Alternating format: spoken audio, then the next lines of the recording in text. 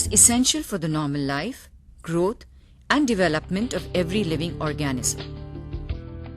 The plants and marine algae manufacture their own food with the help of carbon dioxide and water in presence of sunlight as per the following equation. This equation is related to photosynthesis but is also known as the equation of life because in this process oxygen is given out which is necessary for respiration and respiration is essential for life.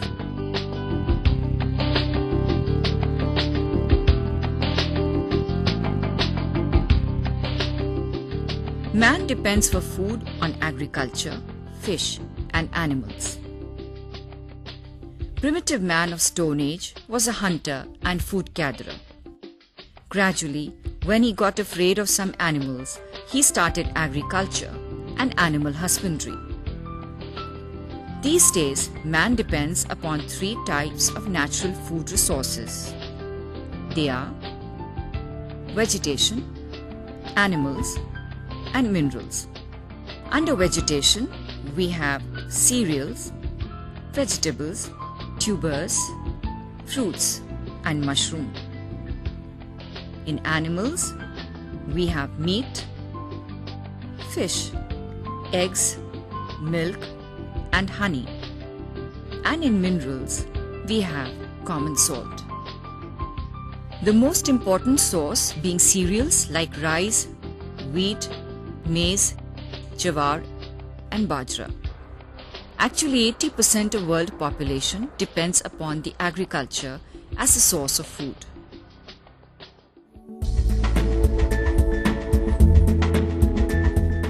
Traditional agriculture does not yield the quantity that can meet the demands of growing population of India. Therefore, modern agriculture based on Green Revolution was started in 1960 and onwards by Norman Borlaug. Due to this, India became self-sufficient in food resources, but modern agriculture is unsustainable and it pollutes our environment due to excess use of chemical fertilizers and pesticides. According to FAO, that is Food and Agricultural Organization, sustainable agriculture is that which does not degrade environment. It is economically viable and socially acceptable. Most of our large farms grow single crop, that is monoculture. If this crop is attacked by a pest or by some natural calamity like hailstorm or frost, the whole crop is ruined, leaving the farmer with no income. Actually this year, that is 2011, farmers at some places have committed suicide because of the failure of crop due to bad weather. If the farmer grows several different crops and carries on organic farming and uses bio-insecticides like neem, the chances of complete failure are lowered to a great extent. This is called integrated crop management.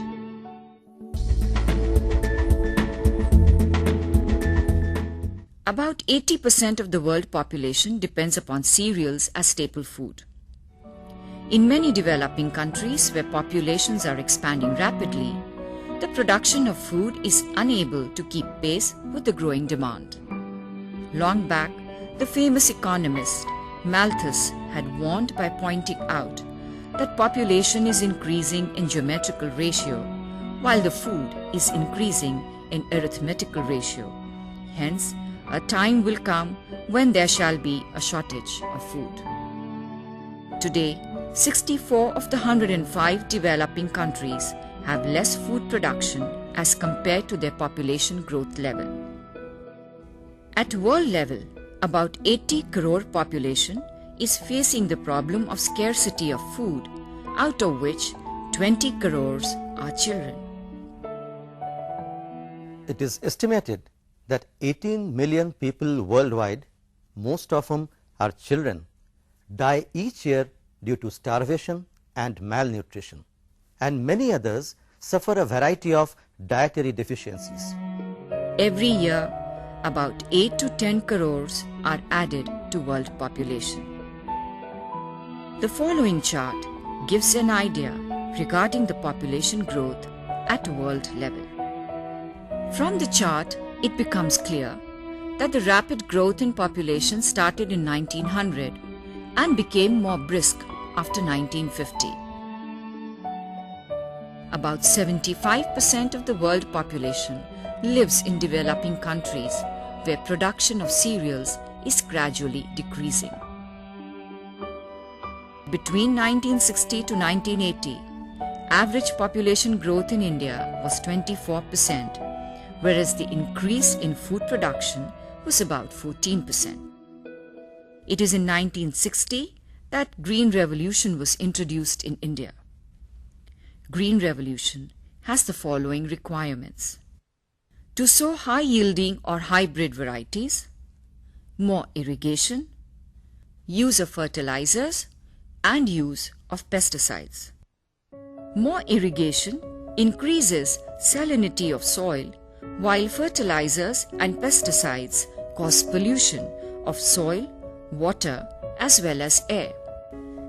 The result is that the first Green Revolution became ineffective by 2000.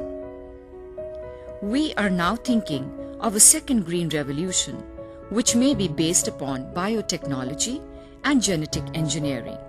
Hence, it may be better designated as Gene Revolution. Due to population explosion, forest is converted to cultivable land and cultivable land to residential colonies and multi-story buildings. The natural jungles are converted into cement concrete jungles. Along with population explosion, the other reasons for world food problems are: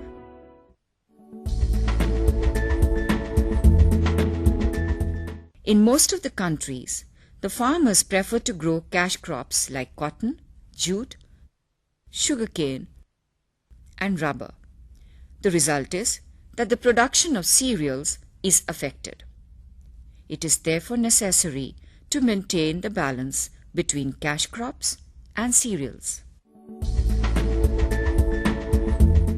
When quantity of grains is increased, the quality decreases.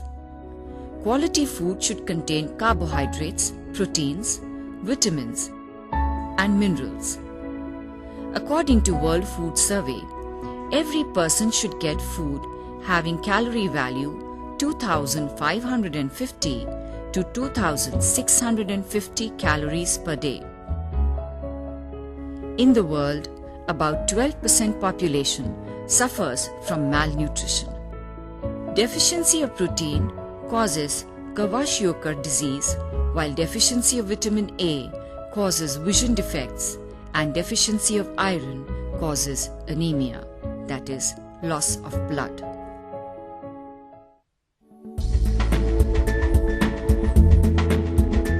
Countries like America, Canada, Brazil, and Argentina have more cultivable land available, and the farmers are also progressive.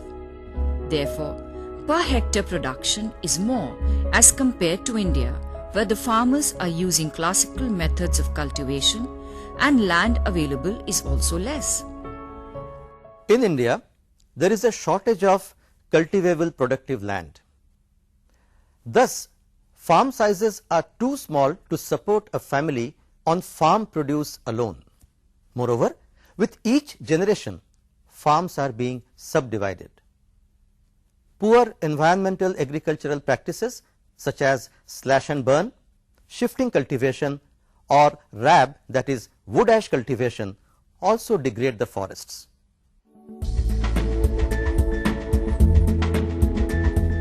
Natural calamities such as irregular rains, drought, frost, and hailstorm affect the production.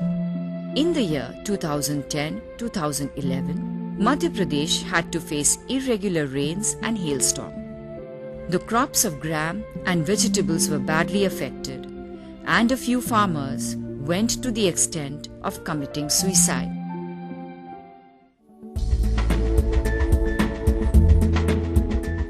Poverty is a curse for developing countries.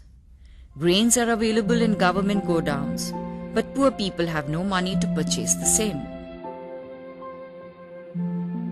Dr. Amartya Sen, Nobel laureate and learned economist, had pointed out that government should frame such policies so that the persons below poverty line may be supplied food grains at subsidized rates. Government of India and some state governments are more actively working in this direction.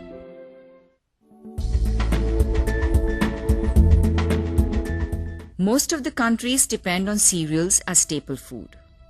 Only 2% of the world population uses fish as a source of food. Fisheries is an important source of protein in many parts of the world. This includes both marine and freshwater fish. While the supply of food from fisheries has increased phenomenally between 1950 to 1990, in several parts of the world, fish catch has since dropped due to overfishing. In 1995, FAO reported that 44% of the world's fisheries are fully or heavily exploited. 16% are already overexploited. 6% are depleted, and only 3% are gradually recovering. Canada had to virtually close down cod fishing in the 1990s due to the severe depletion of its fish reserves.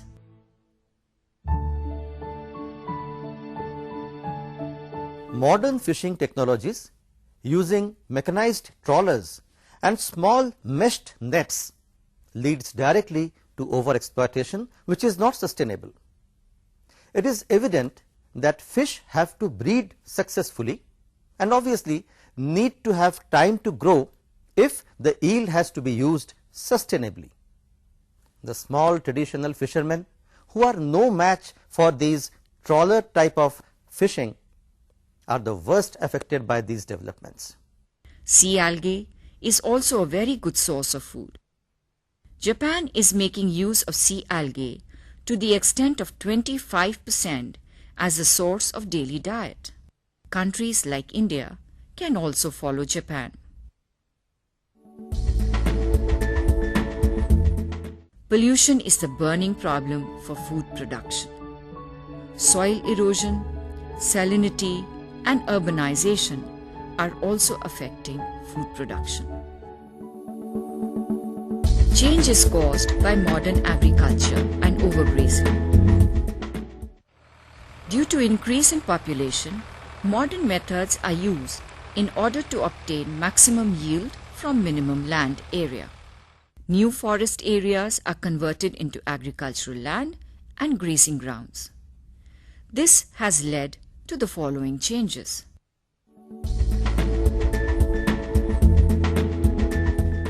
To meet the food grain demand of increasing population, forests are cut and converted to agricultural land and grassland. Developed countries are carrying out dairy farming as an industry. For this purpose also, forests are converted to grazing lands. Removal of forest cover disturbs the balance of nature because forest is an ecosystem. Destroying an ecosystem means playing with nature. This can lead to catastrophe at any time. United Nations has declared 16th October as World Food Day from 1979 onwards to create awareness regarding the proper distribution of food grains at world level. Due to overgrazing, the surface soil becomes loose and is eroded by water and wind.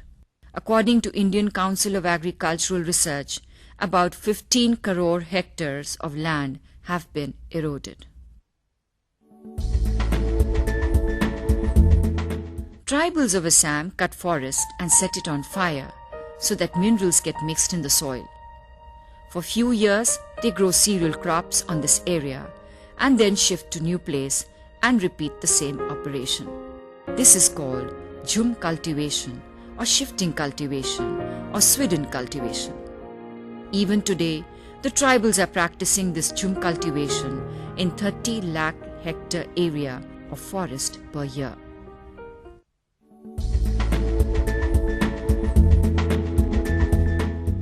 Use of fertilizers is related to modern agriculture.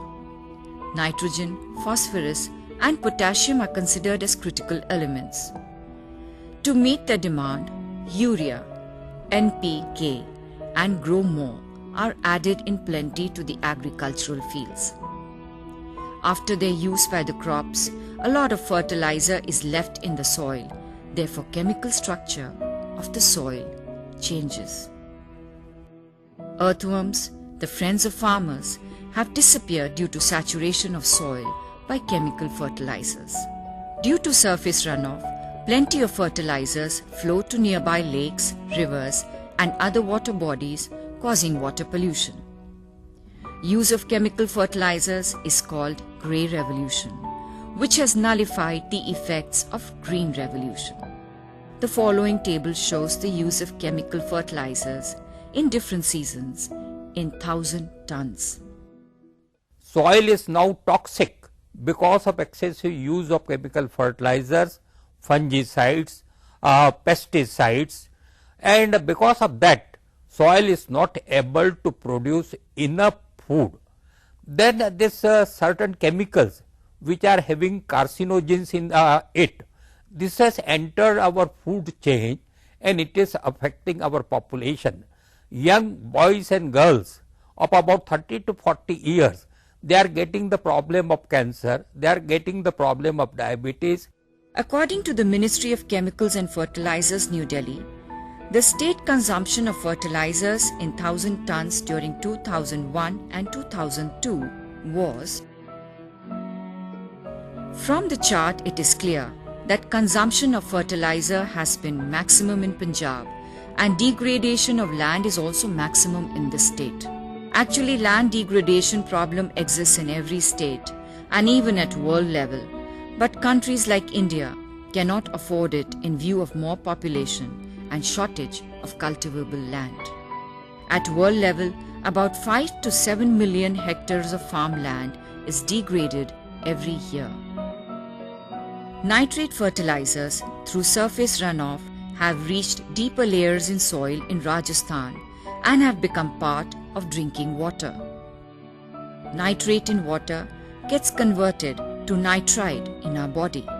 Nitrate mixes with blood, resulting in methemoglobinemia, causing blue baby syndrome.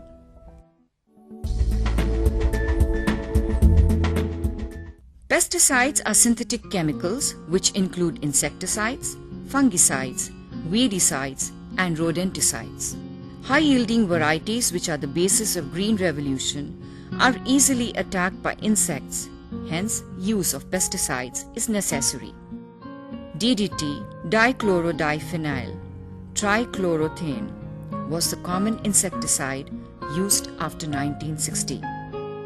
DDT causes air pollution, soil pollution, as well as water pollution. Not only this, it is non-biodegradable and persistent, and hence, through food chain, it reaches man. At each food level, its concentration increases 10 times. Suppose concentration of DDT sprayed over the crop is 1 ppm. Through surface runoff, it will enter in water bodies like lakes and ponds. From water, it enters in algae, where its concentration shall be 10 ppm. Algae is eaten by fish. Here its concentration shall be 100 ppm. Fish is eaten by man. Therefore, in man, its concentration shall be 1000 ppm. This is called biological amplification. USA has banned DDT from 1962. In India, DDT has been banned for agricultural purposes from 1985. It is also reported that in Punjab, pesticides are becoming the cause of stomach cancer. Farmers are misusing insecticides to commit suicide during the failure of crops. In Warangal district of Andhra Pradesh, 500 farmers committed suicide by consuming insecticide endosulfan when cotton crop failed. In the year 2010, 7 farmers in Madhya Pradesh are reported to have committed suicide by consuming insecticide because their kharif crops were damaged by frost, hailstorm, and other natural calamities. According to Journal of Indian Farming, published by CSIR, for production of 1,000 tons of apple in Himachal Pradesh, about 1 ton of pesticide is used, and a minute quantity persists which enters our body when such fruits are consumed. In Bangalore, vegetables like brinjal, chili, lady's finger, cabbage, cauliflower, potatoes, tomatoes, and cucumber were found to have retained pesticides from 1 to 5 ppm. According to the famous agricultural chemist Coef, modern agriculture can claim 2 achievements: diseases and pests. States like Madhya Pradesh, Rajasthan, Tamil Nadu, Haryana, and Karnataka have started organic farming. They are getting good returns out of it. Question is raised by adopting sustainable farming or organic farming or alternate farming. Will it be possible for us to feed every living being? Our population is increasing. My answer is that I am working since last 30 to 40 years on this particular aspect. I continued my work say on my own farm with the object to serve our Annadata, because Annadata, they are producing food, but they are not getting us a sufficient remuneration from agriculture. And if you want that remuneration should increase, then they will have to revert back to nature, nearer to nature, or say integrated approach will have to be adopted. This is possible. People say that in chemical era, say there is no say scope for integrated approach. But I say that in our country, sufficient biomass is available. Per hectare area, 5 ton of biomass is there. Why it should be burned? So on the mother earth, nothing should be burned. All biomass should be converted into say organic manure. We are having biotechnology for quicker decomposition of organic manure, and by applying this organic manure, naturally we can increase soil living activities. Increase soil activities means increase availability of nutrition, increase percolation of water, increase aeration in the soil, and this makes say crop happy. Root zone particularly, rhizosphere is very good. Then the plants, they give their say maximum production and productivity.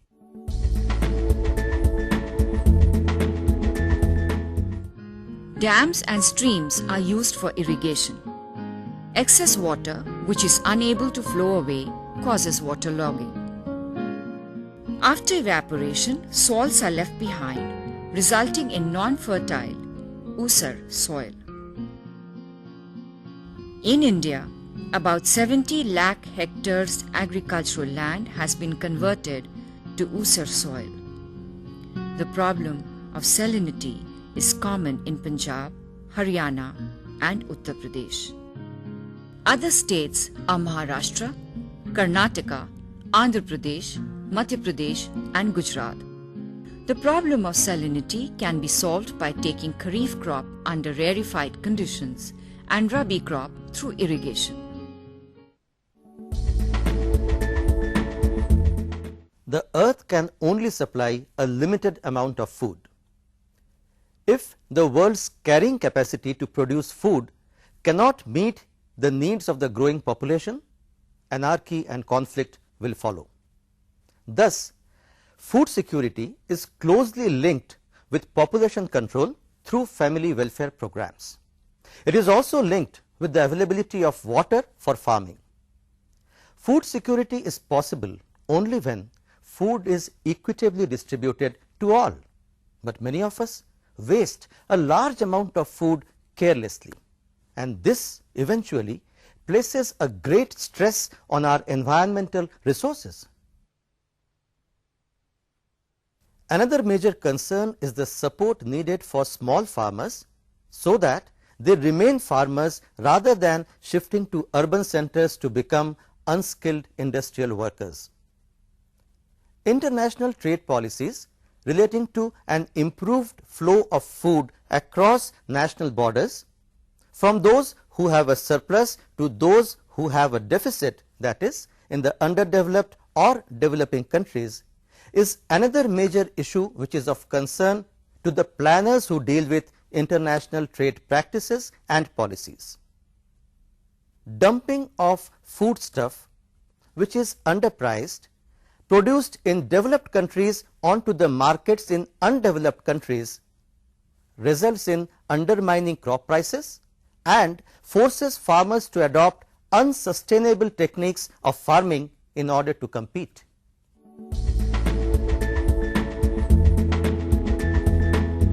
Multinational seed companies push few commercial varieties and farmers adopt them in view of more production. The result is that several local varieties are lost. Lanji variety of rice in India is no more available now. As per some estimations, if plant genetic losses worldwide are not slowed down, as many as 60,000 plant species will be lost by the year 2025, and this accounts for almost 25% of the world's total plant species. The most economical way to prevent this is by expanding the coverage and network of our protected areas.